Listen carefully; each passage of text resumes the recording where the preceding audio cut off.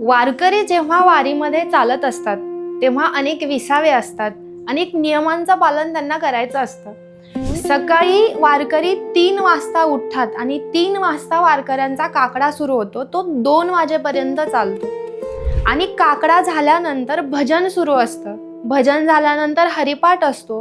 हरिपाठ झाल्यानंतर कीर्तन असतं आणि हा सर्व प्रवास करत असताना वारकऱ्याच्या सानिध्यामध्ये जी सामान्य लोक चालतात त्यांनी मग वारकऱ्यांकडून काय शिकावं, तर वारकऱ्यांसोबत चालताना त्यांच्या संगतीमध्ये चालताना आपण आपलं आत्मपरीक्षण करायचं असतं. आपण काय विचार करतो किंवा आपण काय विचार घेऊन वारीमध्ये चालतोय, आपली दृष्टी कुठे जाते, आपण कसं आचरण करतो, हे निरंतर आत्मपरीक्षण करत करत पंढरपूरच्या वारीचा प्रवास करायचा असतो.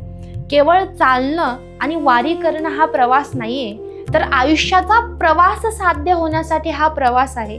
मग वारकऱ्यांच्या सानिध्यामध्ये वारकरी जेव्हा त्यांचा नेम करत असतात, सकाळी उठल्यानंतर त्यांच्याजवळ ग्रंथ असतात, गाथा असतो, ज्ञानेश्वरी असते, भजनी मालिका असते.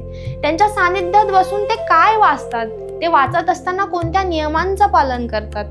जो गळ्यामध्ये तुळशीची माळ घालतो, पंढरीची वारी करतो, त्याचा उद्धार भगवंत करतोच, परंतु ती वारी कोणत्या पद्धतीने होते याला सुद्धा तितकंच महत्त्व आहे.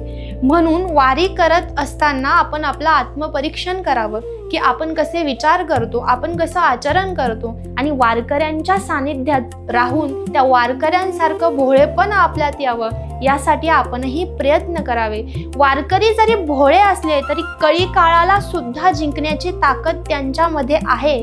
तुका म्हणे भोळा जिंकू जाणे कळी काळा. भगवंत ज्यांच्यासाठी धावून येतो त्या वारकऱ्यांचा अधिकार फार श्रेष्ठ आहे. ते वारकरी कुणी साधारण नसून साक्षात संत आहे. मला असं वाटतं आपण या संतांच्या सानिध्यामध्ये चालत असताना आत्मपरीक्षण करावं आणि आपलं आयुष्य कसं सुखाकडे वळेल, आनंदाकडे वळेल, वासनेकडून प्रेमाकडे आपला प्रवास व्हावा यासाठी आपण प्रयत्नरत असावं. आणि हीच पंढरपूरची वारी आहे.